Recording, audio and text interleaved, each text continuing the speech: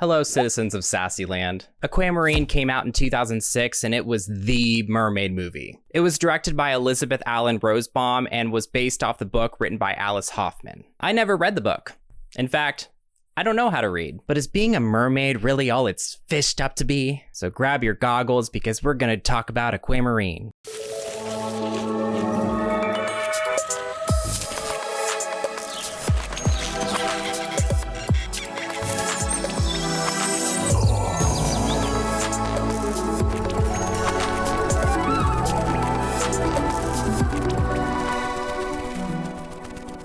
The two main protagonists of this movie are Claire, who is played by Emma Roberts, and Haley, who is played by JoJo. No, not that JoJo. The other one. One time in 2006, I joined an online 3D chat room game and catfished everyone into thinking I was JoJo. It was like this extremely specific, obscurest game called Club Marion, where you didn't really do anything except make a hideous character and run around in a forest. I don't know if anyone in the comments knows what I'm talking about. I distinctly remember being like, hey guys, it's me, JoJo, the famous music singer. Everyone was like, oh my god, JoJo, I love your music. Except for this one girl who didn't believe that I was JoJo, and I gaslit her until she got really upset and logged off. I know we've derailed, and you're all like, Casey, why the f are you talking about this? JoJo, if you're watching this, I'm really sorry about what I did. I don't really know why I stole your identity on the internet, and I really want to apologize, but I guess it's just a little too late. It's just a little too late, a little too long. So Claire and Haley are BFFs, and they are just so boy crazy. They also love reading those teen magazines. Y'all remember those? Tiger Beat, Bop, Teen Magazine, and they had those free posters that you could put on your walls. Kids today just will never experience that, and it makes me sad. So they use these magazines as research for getting a boy to like them. They're boy experts, okay? The movie establishes a few key plot elements here. So for one, Claire is terrified of swimming. Her parents were on a boat and it sank. We didn't get much elaboration on that. I guess they were just on the wrong boat. They introduced that detail later, but I'm telling you now, okay? Do you realize that summer's almost over and you haven't gone in the water once? Once would be way too many times. Excuse me? For some reason, JoJo is really obsessed with bothering her about swimming.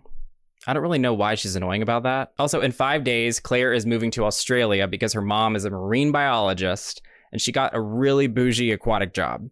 I'll probably rant about that later. They also have a big crush on Raymond, the dreamy lifeguard. Cecilia is this movie's great value Regina George. I swear any movie that came out after Mean Girls did tried to execute the same popular girl trio, and it just never worked. You have the leader and two dinglings. I think Cecilia is my favorite character in this movie because she's not very bright, and she never really accomplishes anything except minor inconveniences to the main characters. She is one of the lamest Mean Girls I've ever seen in a movie. Whoa! Did they get bigger? I'm sorry, were they the size of nematodes before? She could poke an eye out. Yeah, Claire, make sure to hide your eyeballs with those puppies walking around. Anyways, they see Raymond stretching around Cecilia, who they do not like. And according to their teen magazine, that is a sign that a boy has a crush on a girl. If he starts like stretching and flexing and whatever. They start screaming obnoxiously. So Claire lives with her grandparents who seem to own the beach. I don't really know how public beaches work, okay? Like Raymond is employed by Claire's grandparents. That's all I know. This is Leonard, and the girls are scared of him for some reason. M or W? Right. You have it set to M for Minnie, when you need to set it to W for Wumbo. Ishimi Wumbo. I don't know why he does this. I don't know why he has a W in showing them. I'm very confused. So Haley's mom in this movie is a marine biologist. We've already said that, but she got this once in a lifetime job in Australia, and she lacks any kind of sympathy or compassion for her daughter who has to leave her best friend. There's not a single part in this movie where she says anything that makes her feel better.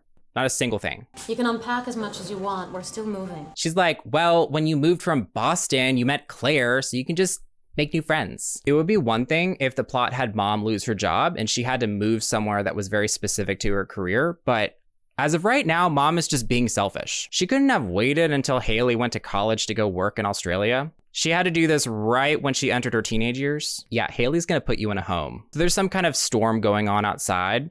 Haley and Claire are having a little sleepover, and they're talking about her not wanting to move away. Haley is joking around and pretends like she's casting a spell to keep her from going to Australia.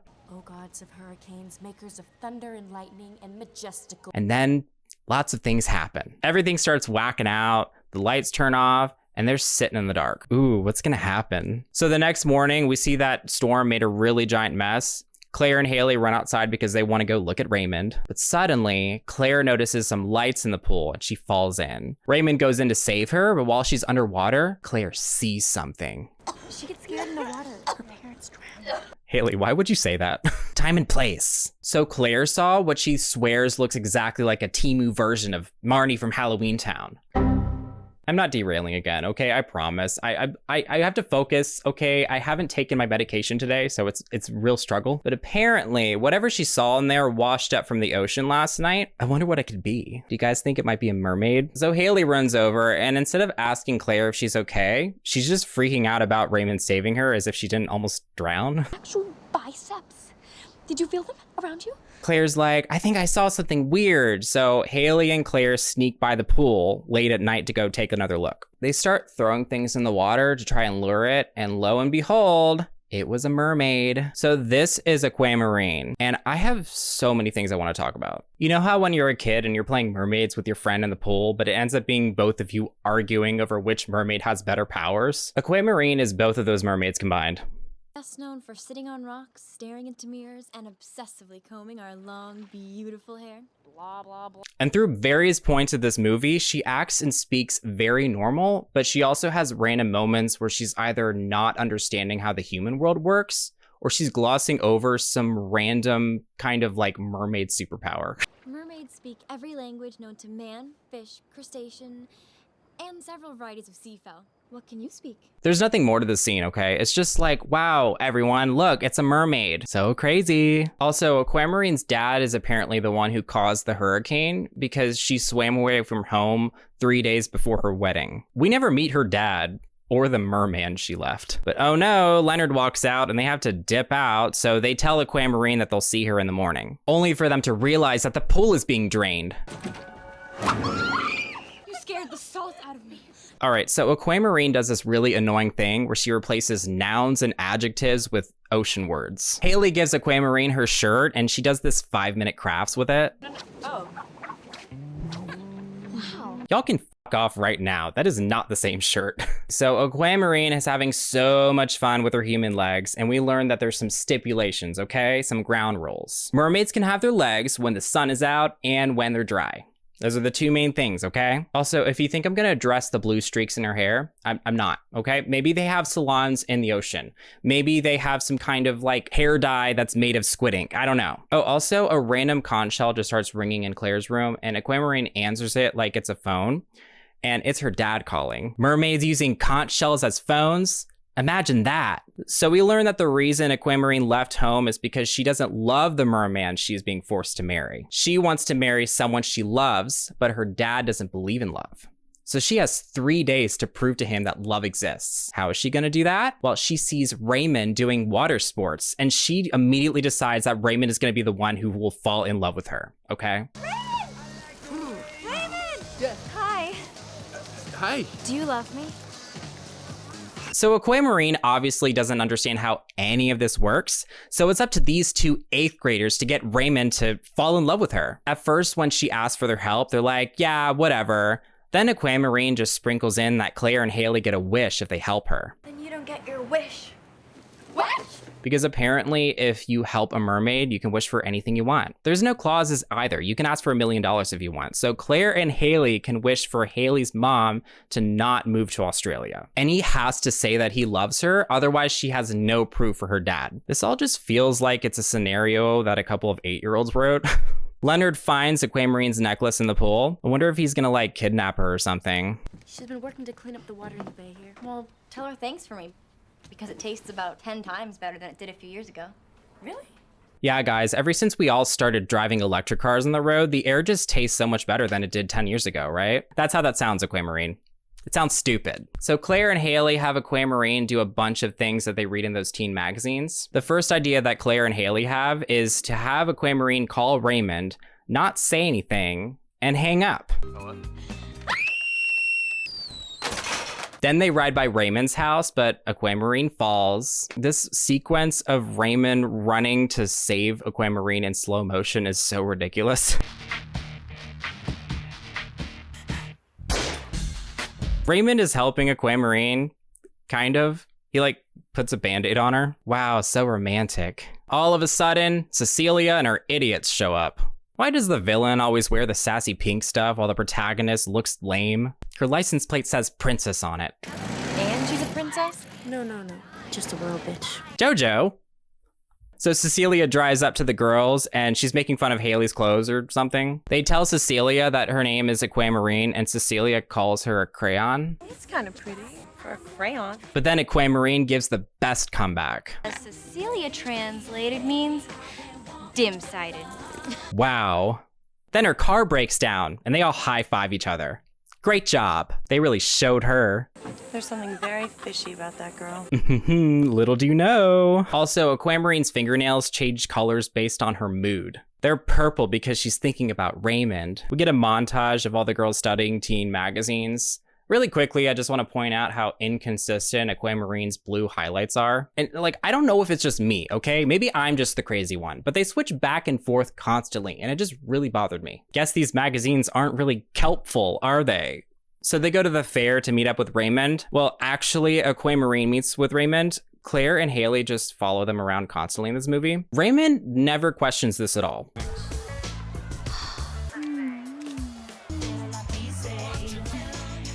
She is just so quirky. I guess that's why he likes her so much. He also starts calling her Aqua, and I'm gonna call her that too because it is much easier to say than Aquamarine. Actually, he likes her so much that he starts stretching and flexing, just like the magazine says boys do when they have a crush on someone. Raymond and Aqua go ride a paddle boat, and at first I was thinking how bad of an idea that is because, you know, like what if she falls in or something? I just think she should just stay away from water. That just seems like the first step, right? Raymond is so deep and misunderstood. His dad wants him to go to college, but he wants to take a year off and travel or whatever. Mom and dad just never understand.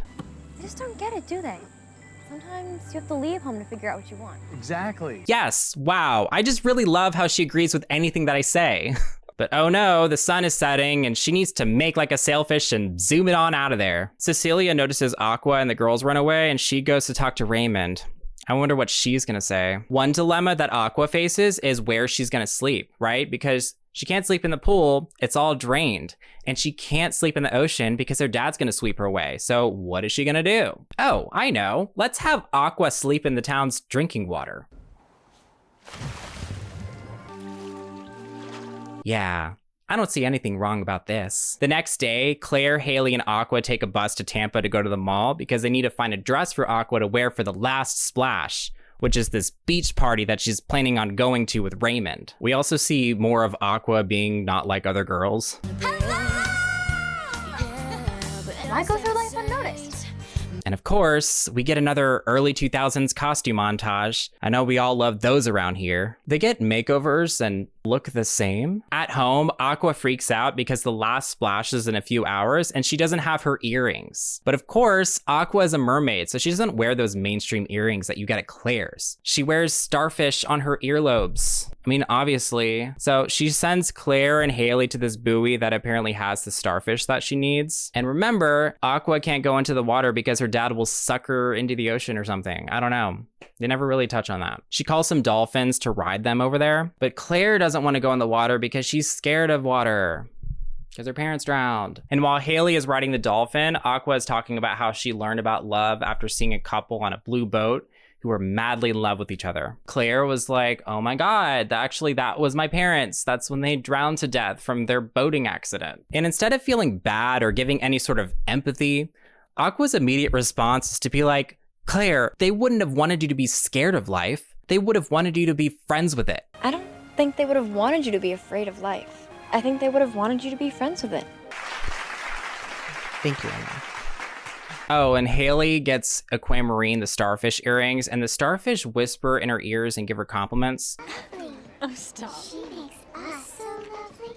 Just This would freak me out. I don't know. Cecilia's idiots come up to the girls to give them more lame insults. And then they tell her that Raymond is going to the last splash with Cecilia. Then she spits water on them. And instead of doing anything about it, they just leave. Like, they don't start swinging or nothing. Wait, when did Haley get blue highlights? Are those clip-ons? I just noticed that. Aqua is so upset. She doesn't bother going to ask Raymond or anything. She's just given up on love entirely. She's like, I guess love wasn't real after all. But we don't really care about Aqua finding love or whatever. We care because now Haley and Claire aren't going to get their wish, you know, because she's going to go back into the ocean and give up. So they decide to split up. Claire goes to talk to Raymond, and Haley goes to convince Aqua to stop swimming to conclusions. Haley basically tells Aqua that life isn't fair and that her dad one day just like left to go buy milk and never came back. My dad said he loved me. He said he loved my mother, and then he left us. I don't understand. And now Aqua's staying. Yay. That's basically all they talk about. Claire goes to Cecilia's pool party. She confronts Raymond and is like, how could you take Cecilia to the last splash instead of Aquamarine? And he says, okay, but Cecilia told me that Aquamarine already has a boyfriend. And what I find hilarious about this is that Cecilia makes zero attempt to double down or expand on her lie. Instead, she just tells some dude to throw Claire into the pool. Claire is freaking the fuck out. She runs away. And Cecilia is somehow surprised that Raymond leaves. God, take a joke. Raymond, I was kidding. Raymond, it was a joke. I'm a little comedian sometimes, okay? It's like she didn't even try. Like, if the goal is to get Raymond's affection, what exactly were you expecting? Also, Raymond runs over to Claire and starts talking to her like she's some kind of golden retriever. You know where I can find Aqua? Yeah? Is that a nod? Do I see a nod? So Claire brings Raymond over and has him wait on the balcony so she can bring Aqua and Haley up to speed over the whole Cecilia situation because Cecilia lied to Raymond. That barnacle! And you know, she's just so excited that Raymond wants to go to the last splash with her instead of Cecilia. Raymond hears the girls cheering. Just girls being girls. So at the last splash, Raymond is just falling for Aqua. They're both painfully dressed like Sims 2 characters. They're having lunch together and she pours a bunch of salt in her water. Mom comes up and Haley is giving her some sass because they're moving. This lady comes up to congratulate Mom on being one of 200 people being chosen for the grant. And apparently Mom has been trying to get this specific grant for years. I don't know how it works, guys. I don't know how like ocean marine biology things work, but that's what happened. She like, it was really hard for her to get this job. I still think she should have put her daughter first. Like, why do you need to be there to save the ocean when there's 199 other people willing to do it? You know what I mean? Are you happy for your mom? Ecstatic. Hey lady, how about you mind your own fucking business? Are you stirring the pot right now? Are you actively trying to get a reaction out of a 14-year-old? What kind of question is that? Asshole. Claire bribes the band with some cake to play a song for Raymond and Aqua to dance to. Why am I surprised it ended up being this song?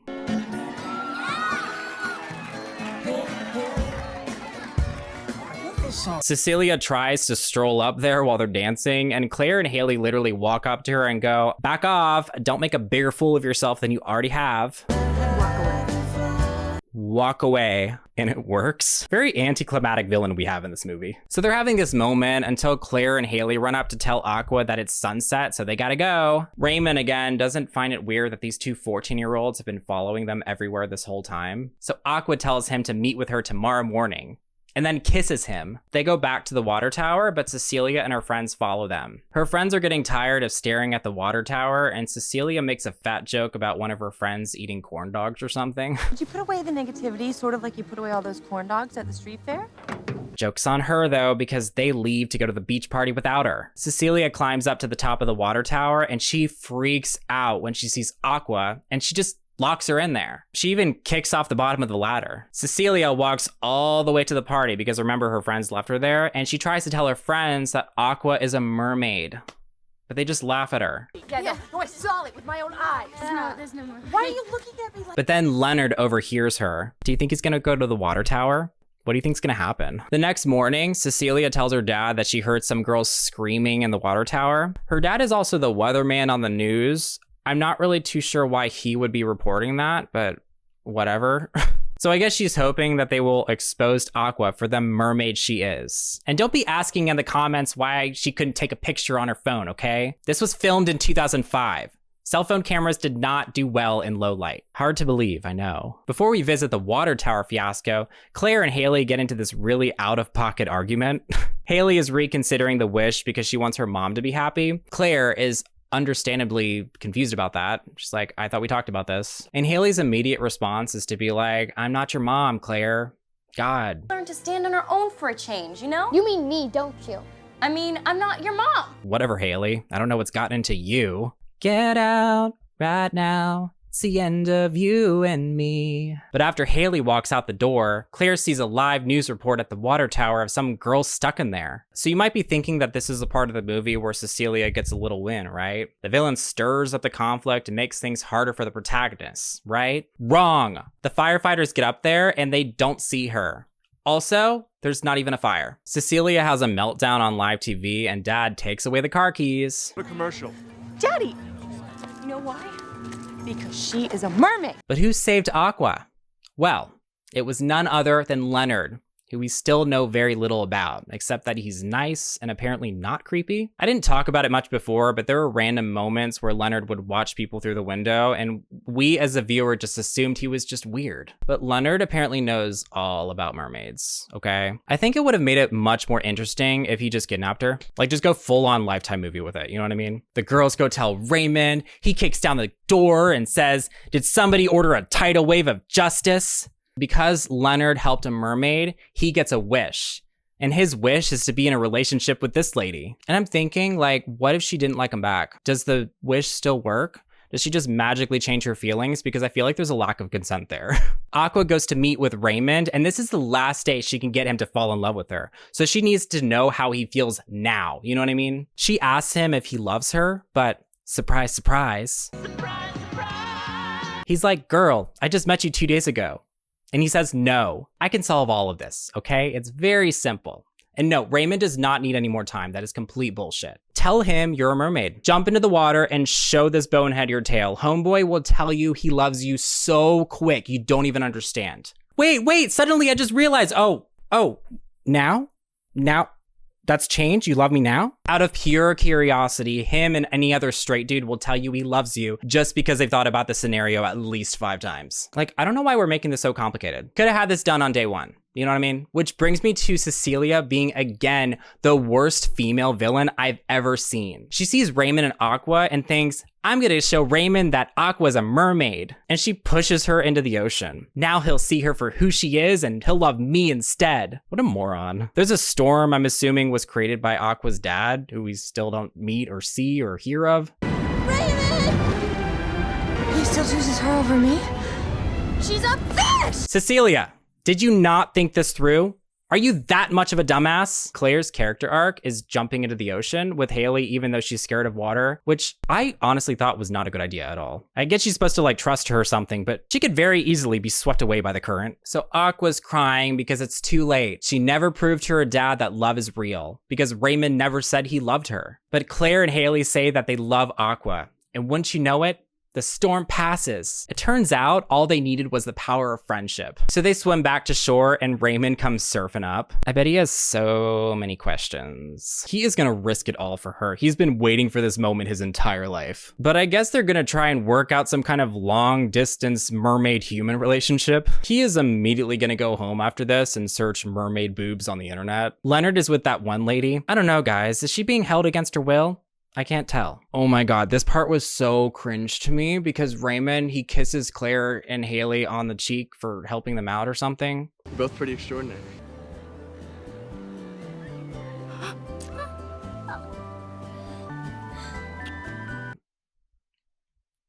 And then the movie ends. Yeah, that's it. Haley moves, I'm assuming, because there's no epilogue or anything. And I thought they would have at least had her use the wish or talk about using the wish, but they just seem to ignore that part. Anyways, that was Aquamarine. Did you watch this movie as a kid? Let me know in the comments. If you like this video, please like and subscribe, and we'll see you in the next one.